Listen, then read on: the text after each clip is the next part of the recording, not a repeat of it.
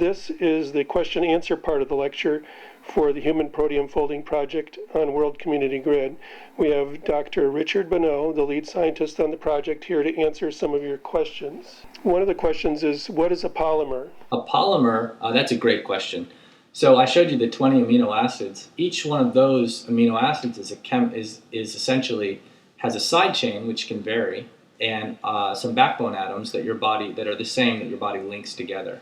They're also man-made polymers where you just repeat the same piece over and over again. And so polymers are where you take a single chemical type and you string it together in a long chain, and that makes what's called either a polymer or an oligomer.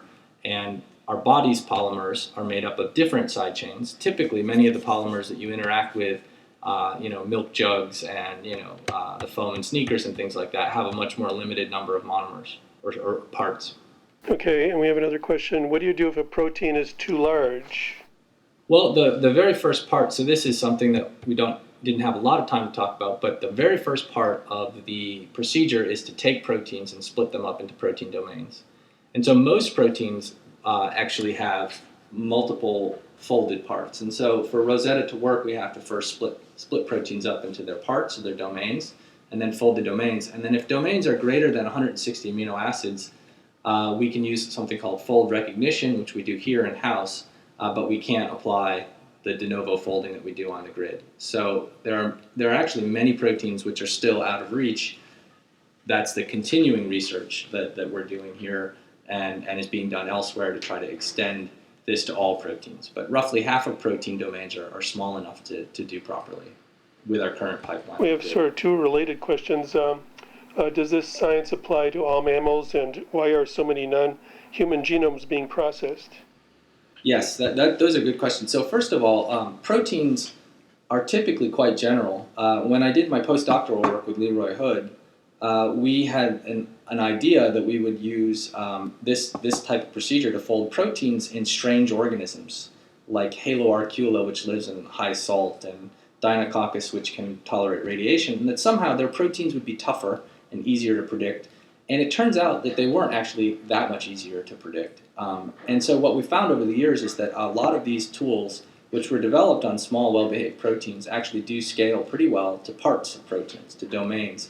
And so it applies to mouse and human in a very similar fashion. And the other thing to remember is that mouse and human proteins often differ by just a very small number of amino acids in their functional regions. So that means that much of this is very easily transferable between species. And then the second question, which is a totally different question but equally important, is why are there so many species that aren't human? And the reason there is just that human health is linked to the bacteria which live within us, our microbiome. It's linked to the pathogens that we interact with, and it's linked to the food that we eat.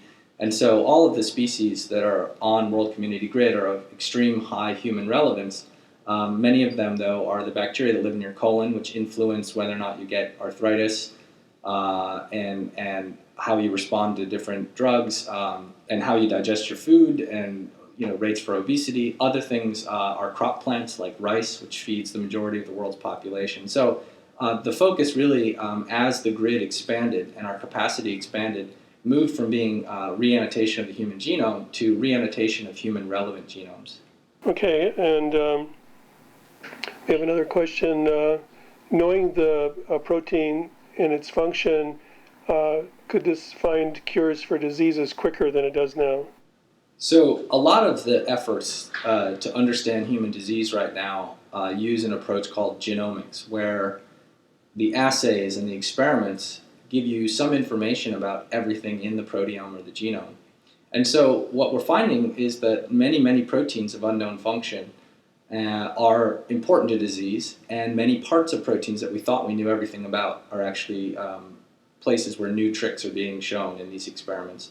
So it's extremely important for biologists to have better and better resources to look at lists of proteins that show up as being important for disease and see what the structure is and see what the function of those proteins are.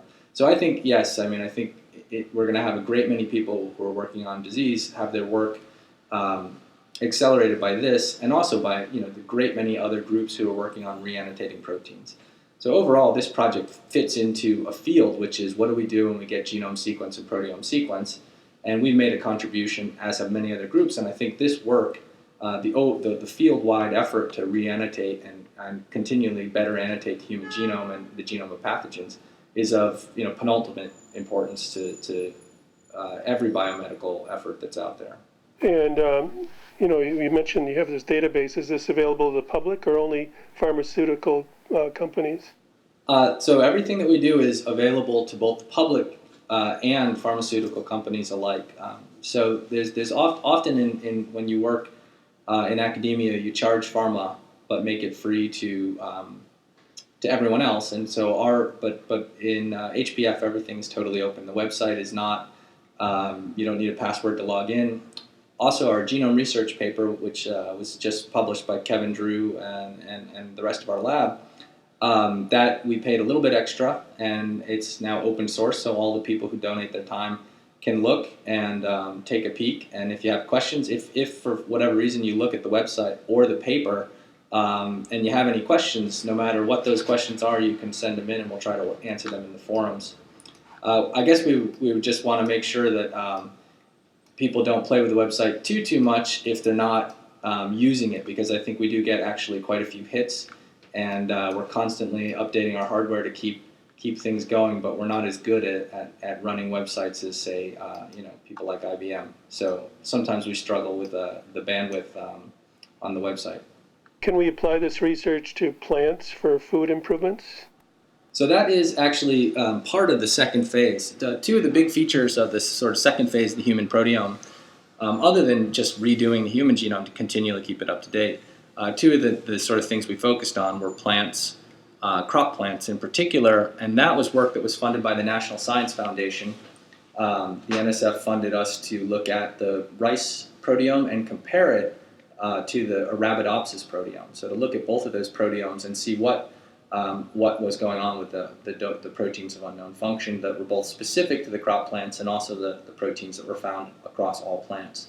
So yeah, that is something that we're trying to do, which is to provide, and we just published another paper actually recently on a database devoted to plants that mapped evolutionary information, which is something that's very important to understand, since what we do with plants is breed them and domesticate them and do things that are essentially operations on their, restrictions on their evolution. We take that information, map it back onto crop plants, and we have a website actually devoted to just rice, Arabidopsis, and a number of other plant genomes. So yeah, I think that part of the project is newer, but that is something that we're currently funded to do and something that we're really excited about. Can you also quickly go over how proteins work with DNA and how they're related to DNA also? Well, so DNA is a very stable molecule. Your cells keep it in their nucleus. Bacteria and archaea don't have nucleus, but they still keep it pretty safe. RNA is a copy of a protein's message from the DNA into something that is faster to degrade, but also can then be translated into protein sequence. So DNA is copied into RNA, and then that bumps into something called the ribosome, and the ribosome then uses the RNA as a template to string together the amino acids. And that is something that's typically called the central dogma, and that is how we also use that just computationally to look at the genome and translate predicted genes into predicted protein products. So all of the protein sequences in the Human Proteome Folding Project are the result of gene-finding algorithms, typically, which look for start and stop codons, pieces of the DNA that, when copied into RNA, would tell the ribosome to start and stop, and other signals in the DNA to tell us where the beginning and the end of the gene are. Then we translate that RNA into protein letters, protein amino acids, and then only then can we really start the HPF project. So like I said, the process of annotating a genome is something that our group has made what we think is a very significant contribution to with the grid, but is really one part of what is, at this point, a very complex multi-group pipeline, field-wide effort, whatever you want to call it. And what is the most interesting and valuable protein structure you found so far? So That's so there's 50,000 of them, and so it really hurts me to pick. I love all of my predictions equally, um, but I think there's a number that we're really excited about. I think in the paper and in previous, well, actually, I guess in the previous paper, the first paper we published on this had a lot to do with reannotating some model organisms, and I think we found some predictions for the proteins that traffic vesicles that move. Essentially little bubbles of membrane called vesicles around the cell.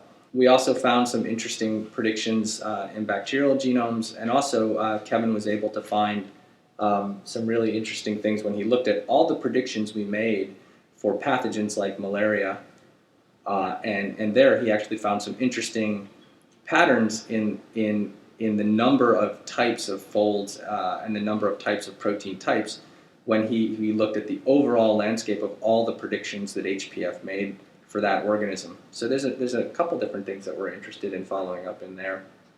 We also worked with some various people and made predictions for many of the components of the spore coat with Patrick Eichenberger here at NYU, and that actually resulted in publication as well, and I think helped to contribute a little bit of understanding to a really important mechanism, which is spore formation in bacteria. We have sort of one more question here. What is the next big thing you're looking for in your field, and maybe a combination of this? When is the project going to be done? Well, I'll answer the last question first, which is there's no shortage of proteins out there that we have yet to annotate. And the other thing is that people have started to sequence DNA directly from the environment.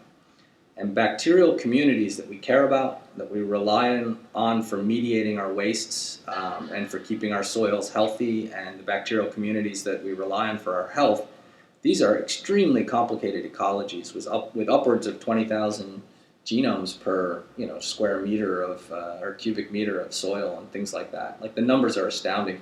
So I think if we continue to look at proteins that are found in the environment and found in the human microbiome, we will be able to run for quite some time. That said, I think that the current plan is to finish the plant genomes, reannotate and update the mammalian genomes, proteomes, sorry, and then finish looking at some of the early protein families that have been pulled out of sequencing the environment and the microbiome. And I think that's slated to finish sometime in 2012. The thing that's the first question was what are we most excited about? And I think there's two things that we're most excited about. One is using this to do biology, and the other is actually going back to the results that we already have and finding new stuff. And so I think when it comes to learning biology, I think now that we have this done for many genomes, we can go back and focus on just mouse and human, which are, of course, very, very medically relevant organisms, and start to include lots of different types of systems biology data in our effort to extract function predictions from our structure predictions. I think that's going to result in lots and lots of new important annotations for human relevant proteins.